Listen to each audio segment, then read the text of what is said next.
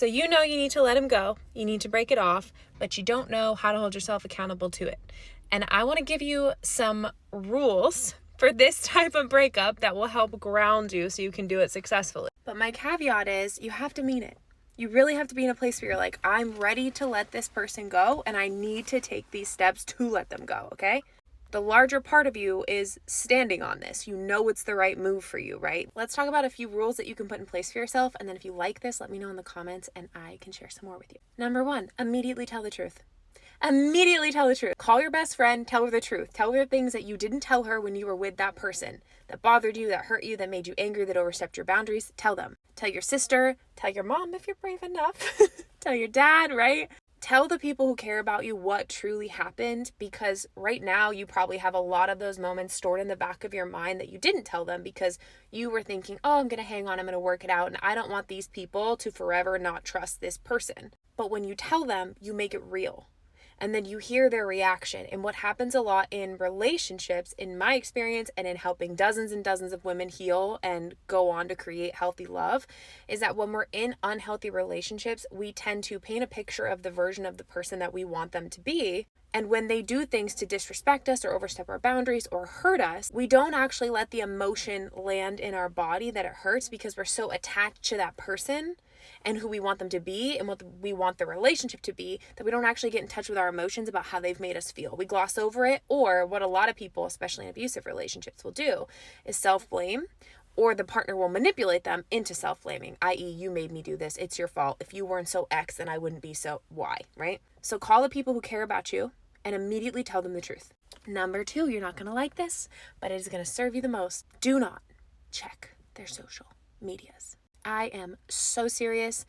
If you take nothing else, take this. Because depending on that person, if you are knowing you need to be done with this person, I'm willing to bet there's an element of toxicity in the relationship or unhealthiness, woundedness, whatever it might be that you know isn't serving you, right? Which tells me that the person you're breaking up with probably has some tendencies to reel you back in, or you wouldn't be watching this video. Again, if you're breaking up with a person who's like generally very healthy and you had a lot of love and you're just not each other's person, maybe this isn't for you. You can probably have an amicable breakup and keep in touch. I love that for you.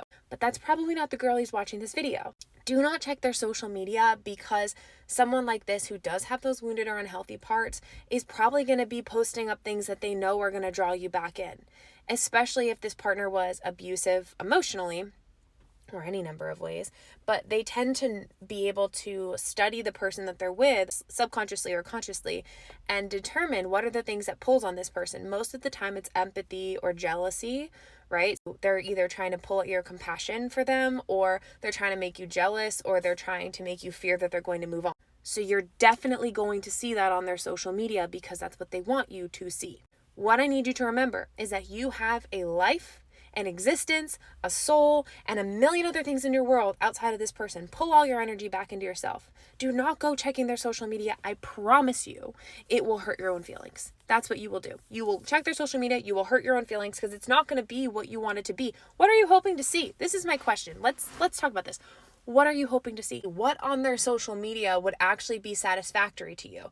Because if they're talking about how they're healing, growing, changing, that's going to pull you in. And you don't actually know if that's true. People need, they say it takes a year of healing and being in a new habit to consider it something that you've overcome. A full year. How long has it been, my friend? 2 weeks? 6 months? Come on. That's half the time. Nothing that you see on their socials is going to make you heal or feel better. Don't look at it. Don't do it. It is not worth it. And do not do it before bed. Good Lord, you need your sleep. Number 3, and again, I'm happy to give more. Just let me know in the comments. I would immediately get myself into some sort of support, whether it is coaching or therapy or a group program or whatever it might be. There are so many resources at lots of different income levels. If you can do it, even if it's once a month with a good therapist or a coach or a mentor or somebody that can support you, because we need people who are skilled in relationship, who are professionals, who have a skill set in understanding healthy versus unhealthy and can be there when you say, hey, XYZ happened, what do you think? And they can be like, that's gaslighting. That's manipulation.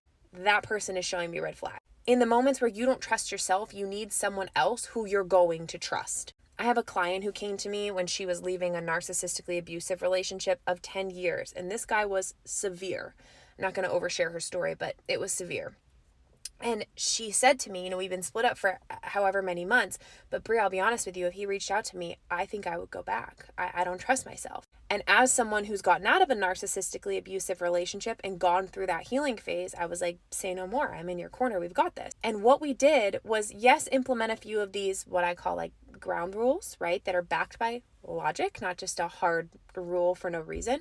But we also focused all of our energy on her own inner healing and looking at the wounds that were driving her to want to even consider going back with him when she knew that he was hurting her. And as we healed those wounds, which is deeper work, then the idea of being with him actually became an ick over time. It was only a couple months before she was like, I literally can't even imagine ever going back to him again. It makes zero sense to me. He gives me the ick now. I can't believe it. The more healing you do, it will change who you're attracted to. But until you're able to do that healing work, put these rules in place to at least create space for you to be able to do the healing work without getting sucked down into the lower energy again.